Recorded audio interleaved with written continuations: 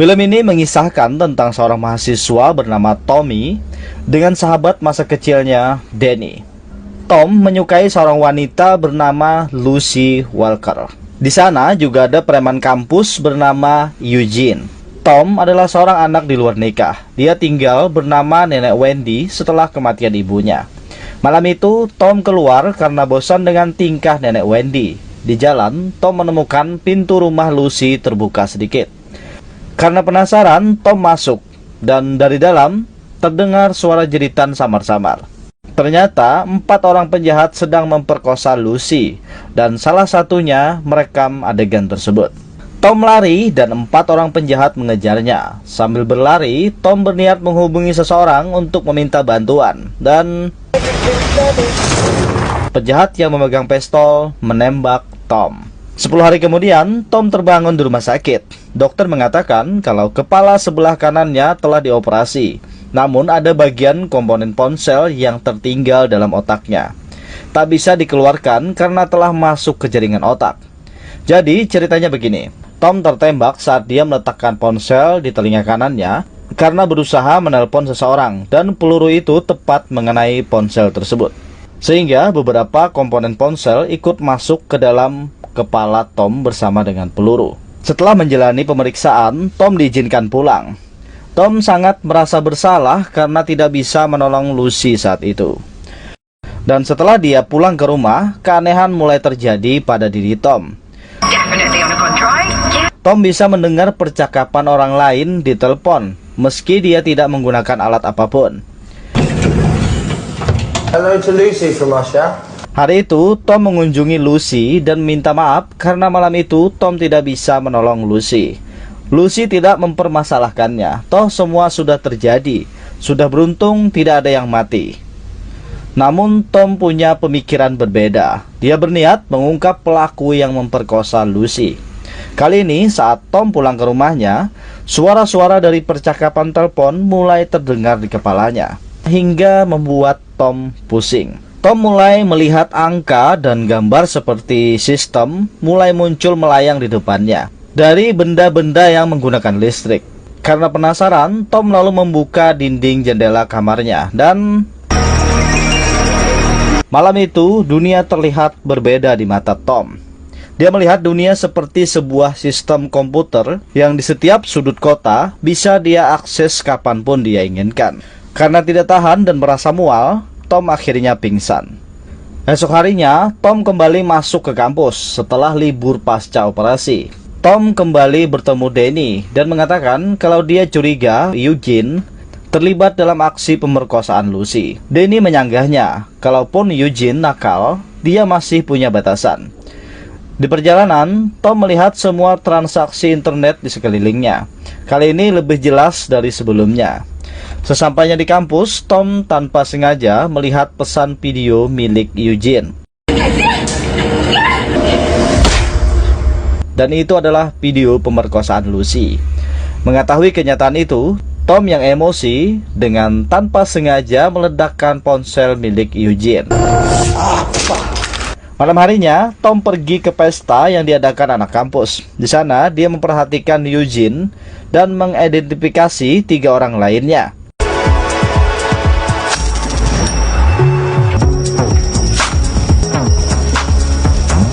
Yang ternyata 3 lainnya adalah anak buah Eugene.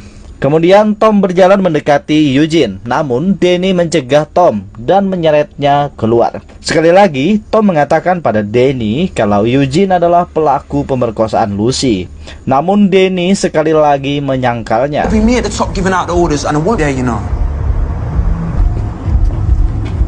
Tom pergi menemui Lucy untuk menghiburnya. Namun di sana, Tom dan Lucy melihat Eugene dan 3 anak buahnya sedang berjalan dengan santainya. Saat itu juga ekspresi Lucy berubah. Tom menyadari itu. Jadi benar, Lucy tahu kalau pelaku yang memperkosanya adalah Eugene. Mulai malam itu, Tom memulai aksi terornya dengan mengirim pesan tidak dikenal kepada kelompok Eugene. Malam itu, Tom mulai mempelajari cara meretas ponsel, server, dan berbagai perangkat komputer dan internet lainnya. Esok harinya, Tom mulai mempraktekkan peretasan. dengan meretas ponsel Eugene. Malam harinya, Tom mulai meretas semua perabot di rumah Eugene dan teman-temannya.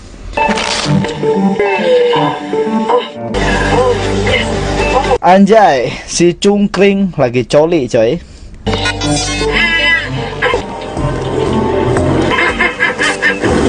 Esok harinya di kampus saat dosen melakukan penjelasan, Tom meretas laptop kampus dan menayangkan aksi coli si cungkring di proyektor. Okay, everybody quiet please. Tom menceritakan kejadian memalukan itu kepada Lucy. Lucy kembali terhibur dengan apa yang diceritakan oleh Tom. Dan tanpa Lucy ketahui, lewat pikiran, Tom mengirim pesan tak dikenal kepada Lucy. Tom menamai dirinya sebagai iBoy dan mengakui kalau iBoy lah yang melakukan peretasan video coli si cungkring. Lalu Tom mengajak Lucy untuk bersantai di pinggir sungai. Terlihat semua trauma Lucy sudah mulai membaik. Di sana Lucy mengakui kalau setelah kejadian pemerkosaan itu, hanya Tomlah satu-satunya yang mengunjungi dan menghiburnya.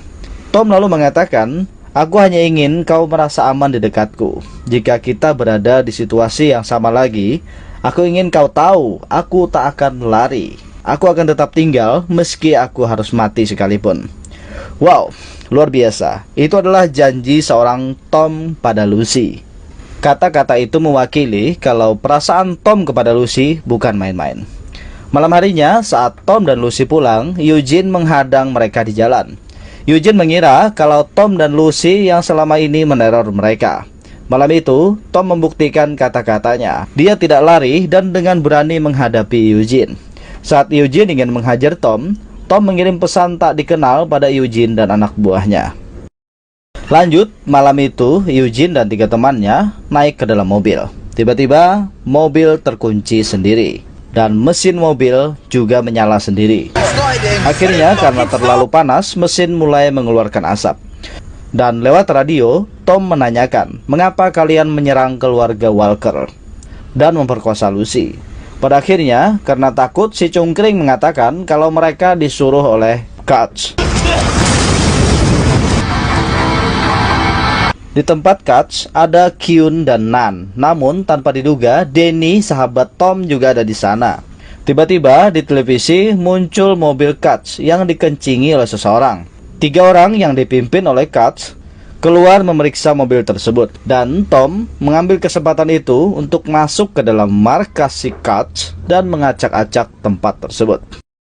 Setiap benda yang berhubungan dengan listrik diledakkan oleh Tom dengan pikirannya. Ups, ada banyak bungkusan ganja di sana. Tom mengambil semua ganja dan pergi. Malam harinya, Tom kembali melancarkan aksinya. Kali ini Tom memasukkan ganja milik Katz ke dalam bungkusan kecil dan meletakkannya di tempat Eugene dan anak buahnya. Pagi harinya, polisi menangkap kelompok Eugene dengan barang bukti ganja bersama mereka.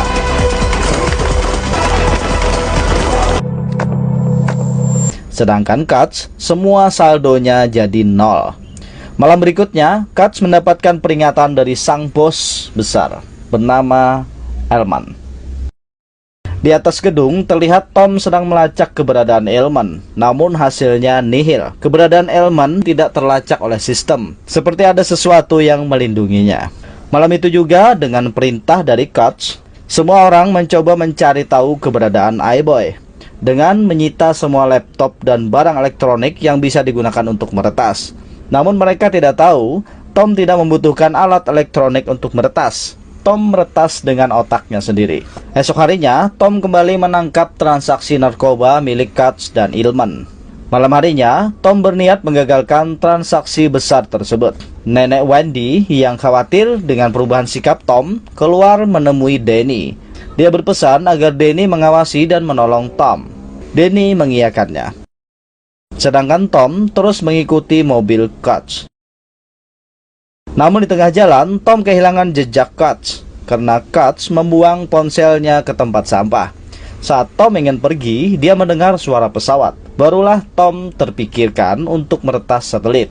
Akhirnya, keberadaan Katz ditemukan. Tom lanjut mengikutinya hingga sampai di pelabuhan.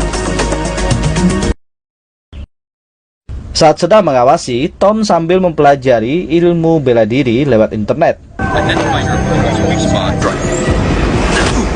Setelah berhasil melumpuhkan penjaga, Tom membakar narkoba tersebut.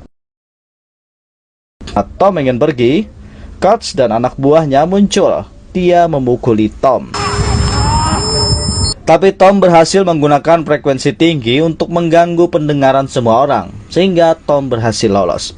Pagi harinya, Tom terbangun di tempat sepi di pinggir sungai.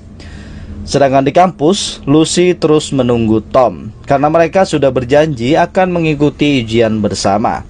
Saat Tom sampai di kampus, ujian sudah berakhir. Lucy marah, namun Tom terus berusaha membujuk Lucy, hingga mereka keluar gedung kampus. Saat itulah Lucy menoleh ke belakang dan di sana tergantung mayat si cungkring. Lanjut, Danny menemui Tom dan menanyakan keadaannya. Kemudian Tom balik bertanya, siapa yang membunuh si cungkring, Danny? Dan Danny menyalahkan iBoy atas kematian cungkring. Di sini kita tahu bahwa Danny adalah seorang pengkhianat, tipe manusia egois yang mampu mengorbankan teman-temannya untuk memuluskan tujuannya. Setelah kematian cungkring, Tom sangat merasa bersalah. Dia mulai merasa penyebab semua masalah adalah dirinya dan kemampuannya. Kemudian Tom menemui dokter yang dulu membedah kepalanya. Dia meminta dokter itu untuk mengeluarkan serpihan ponsel yang tertinggal di kepalanya. Namun si dokter menolak, karena serpihan itu sudah tertanam jauh dalam otak Tom. Mengeluarkannya sama dengan bunuh diri. Tom lalu pulang ke rumahnya dengan penyesalan dan rasa bersalah. Tiba-tiba setelah Tom masuk ke rumah, si gendut Kyon menodongkan pistol di kepala Tom. Di dalam sudah ada Ilman menunggunya. Di sana juga ada Kurtz yang menyandra nenek Wendy. Anehnya, Tom tidak bisa melihat wajah Ilman. Ada sesuatu yang mengganggu penglihatannya. Jadi mungkin di sini Ilman ini karena dia adalah buronan dan untuk menghindari CCTV mendeteksi wajahnya, si Ilman ini memasang pengganggu sinyal di kepalanya. Kemungkinan besar begitu. Sehingga membuat Tom tidak bisa mengidentifikasi wajah Ilman. Ilman yang sudah mengetahui kemampuan Tom, dia mengancam Tom dengan Lucy yang ditahan oleh Eugene. Tanpa diketahui siapapun, Tom meretas ponsel milik Eugene untuk memanggil polisi. Kembali ke tempat Tom, Ilman memanggil Danny, dan ternyata Danny lah yang memberitahu Ilman kalau Tom adalah iBoy, pengkhianat, penjual teman demi uang. Kemudian Ilman meminta Tom untuk meretas bank agar mengisi saldo rekeningnya yang kosong. Hanya dengan pikirannya, Tom berhasil mengisi rekening kosong itu sedikit demi sedikit.